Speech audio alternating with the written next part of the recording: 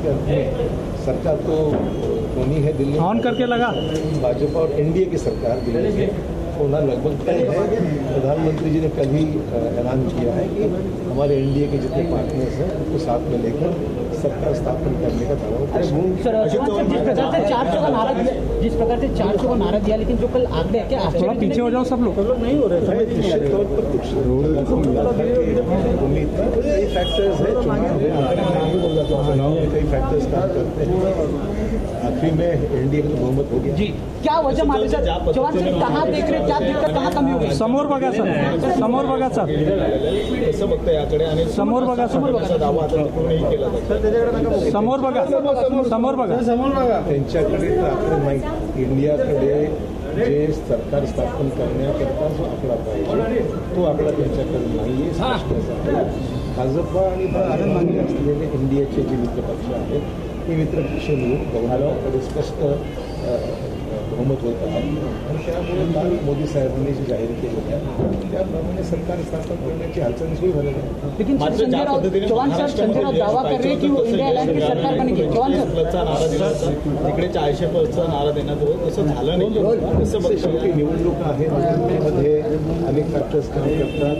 आज भाजपा कार्यालयामध्ये आज मीटिंग आहे, त्या मीटिंगमध्ये काय एक्झॅक्टली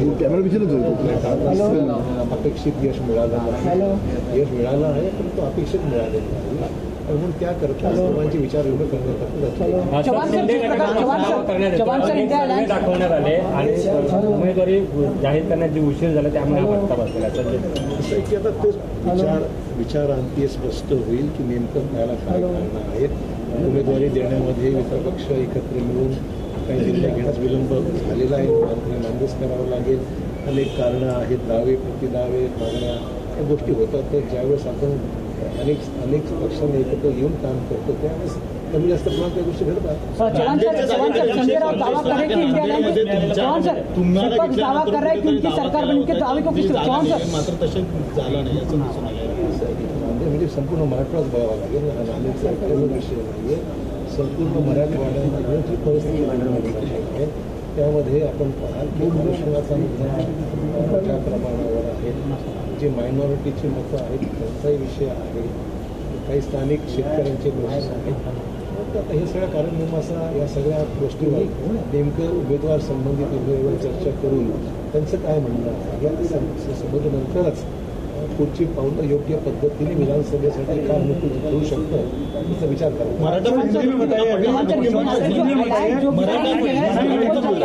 संजय राव दावा कर रहे हैं कि इंडिया अलायन्स जो है सरकार बना सकती है, इस दावे को आप किस तरह के संजय राव दावा कर रहे हैं कि इंडिया अलायन्स जो है सरकार बना सकती है, उनके इस दावे को 250 का दावा कोई भी पेश कर सकता है। तो दावा पेश करते वक्त उतना आंकड़ा जो चाहिए बहुमत के लिए, मेजॉरिटी के लिए, वो स्पष्ट है कि इंडिया के पास में उतनी अलायंस के पास में उतनी स्ट्रेंथ नहीं बन रही है। वास्तव में जी बीजेपी और एनडीए के अलायंस मिलकर वो आंकड़ा स्पष्ट हो गया है जो दिखाई दे रहे हैं, रिजल्ट्स पूरे आ चुके हैं। तो जब इंडिया अलायंस पार्टनर्स, जब एनडीए अलायंस पार्टनर्स मिलकर बहुमत का आंकड़ा हो रहा है तब सरकार स्थापन करने में कोई दिक्कत नहीं है। महाराष्ट्र में नंबर आए जो हुआ, क्या ये वजह रही जिसकी वजह से महाराष्ट्र में हुआ, नांदेड़ में भी, आपके जिले में भी जो है बीजेपी को नुकसान हुआ? कैसे देखते हैं ये प्रश्न सिर्फ एक जिले से मर्यादित नहीं है, कुल मिला के पूरे महाराष्ट्र में इस मांग को लेकर काफी दिनों से मामला चल रहा था। स्वाभाविक है इसमें ये मैं समझता हूँ काफी काम सरकार ने भी किया है।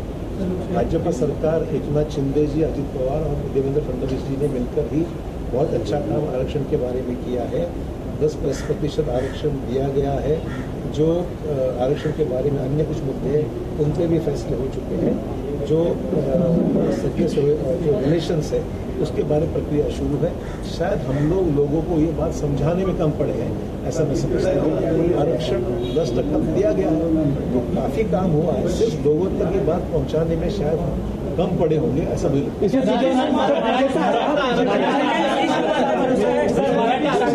आरक्षणाचा फटका बसलाय का भाजपला? कारण भाजप मला एकदम असं स्वीपिंग स्टेटमेंट करणं शक्य होणार नाही।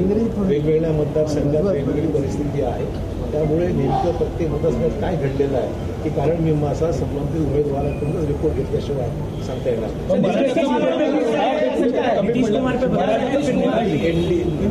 जी नेते हैं सभी ही आत्मविश्वास है जो गठबंधन युवा एनडीए वो प्रदेश में चल रहा